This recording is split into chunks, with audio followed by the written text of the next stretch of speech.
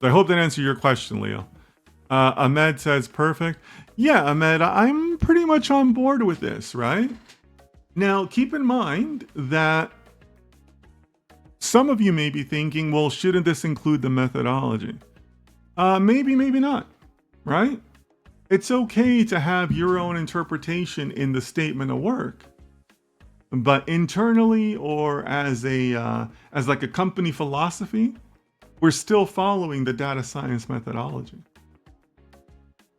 And like, for example, data science methodology doesn't always have a training and documentation section, but a consulting contract would, right?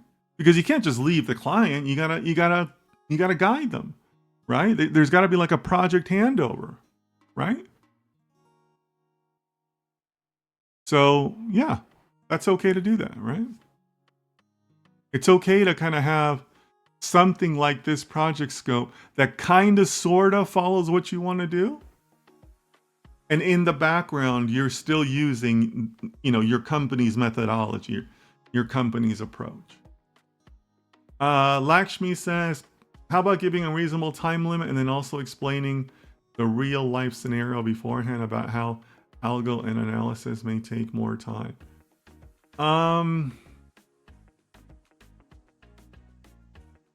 So Lakshmi, I know that this sounds reasonable, but here's the danger. The danger is that, if there were to be some problems down the road, like some legal challenge that you run into, everybody always comes back to what does the document say?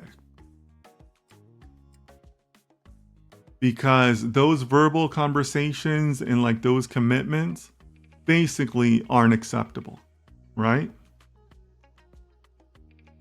Like, if we're in a situation, right? If this was a real life situation and I go to the client and I say, yes, I know we have this SOW, but Lakshmi spoke to your technical person and they agreed on this, this, and this. The client's immediately going to say, I don't care. My employee is not authorized to make commitments on my company's part. Our commitment is in the SOW that we signed, period. That's really what it comes down to, right?